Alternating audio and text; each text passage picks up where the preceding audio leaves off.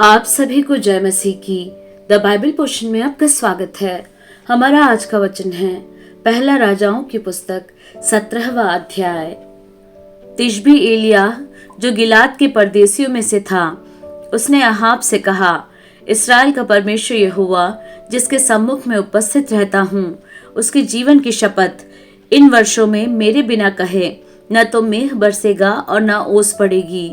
तब यहोवा का यह वचन उसके पास पहुंचा, यहाँ से चलकर पूर्व की ओर जा और करीत नामक नाले में जो यरदन के पूर्व में है छिप जा। उसी नाली का पानी तू पिया कर, और मैंने कौवों को आज्ञा दी है कि वे तुझे वहां खिलाएं। यहोवा का यह वचन मानकर वह यरदन के पूर्व में करीत नामक नाले में जाकर छिपा रहा, और सवेरे और सांझ को कौवे उसके पास रोटी और मांस लाया करते थे, और वह नाले का पानी पिया करता था। कुछ दिनों के बाद उस देश में वर्षा न होने के कारण नाला सूख गया। तब यहोवा का यह वचन उसके पास पहुंचा, चलकर सीदोन के सारपत नगर में जाकर वहीं रह। सुन, मैंने वहां की एक विधवा को तेरे खिलाने की आज्ञा दी है। अतः वह वहां से चल दिया और सारपत को गया। नगर के फाटक के पास पहुंचकर उसने क्या देखा कि एक विधवा लकड़ी बीन रही है। उसको बुलाकर उसने कहा, किसी पात्र में मेरे पीने को थोड़ा पानी ले आ। जब वह लेने जा रही थी तो उसने उसे पुकार के कहा, अपने हाथ में एक टुकड़ा रोटी भी मेरे पास लेती आ।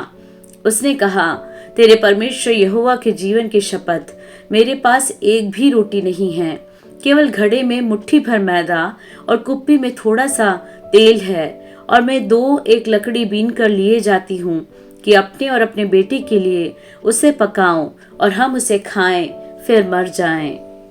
एलिय्याह ने उससे कहा, मत डर, जाकर अपनी बात के अनुसार कर, परंतु पहले मेरे लिए एक छोटी सी रोटी बनाकर मेरे पास ले आ, फिर इसके बाद अपने और अपने बेटे के लिए बनाना, क्योंकि इस्राएल का परमेश्वर यहोवा यूं कहता है कि जब तक यहोवा भूमि पर मेघ न बरसाएगा, तब तक न तो उस घड़े का मैदा समाप्त होगा और न उस कुप्पी का तेल घटेगा। तब वह चली गई और एलिय्याह के वचन के अनुसार किया। तब से वह और स्त्री और उसका घराना बहुत दिन तक खाते रहे, यहोवा के उस वचन के अनुसार जो उसने एलिय्याह के द्वारा कहा था। न तो उस घड़े का मैदा समाप्त हुआ और न उस कुप्पी का तेल घटा। इन बातों के बाद उस स्त्री का बेटा जो घर की स्वामिनी थी रोगी हुआ, और उसका रोग यहाँ तक बढ़ा कि उसका सांस लेना बंद हो गया। तब वह एलिय्याह से कहने लगी, हे परमेश्वर के जन, मेरा तुझसे क्या काम? क्या तू इसलिए मेरे यहाँ आया है कि मेरे बेटे की मृत्यु का कारण हो और मेरे पाप का स्मरण दिलाए? उसने उससे कहा, अपना बेटा मुझे दे।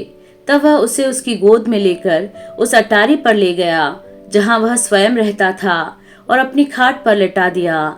तब उसने यहोवा को पुकार कर कहा, हे मेरे परमेश्वर यहोवा, क्या तू इस विधवा का बेटा मार डालकर जिसके यहाँ मैं टिका हूँ, इस पर भी विपत्ति ले आया है? तब वह बालक पर 3 बार पसर गया और यहोवा को पुकार कर कहा, हे मेरे परमेश्वर यहोवा, इस बालक का प्राण इसमें फिर डाल दे। एलिय्याह की यह बात यहोवा ने सुन ली, और बालक का प्राण उसमें फिर आ गया और वह जी उठा। तब एलिय्याह बालक को अटारी पर से नीचे घर में ले गया, और एलिय्याह ने यह कहकर उसकी माता के हाथ में सौंप दिया, देख, तेरा बेटा जीवित है।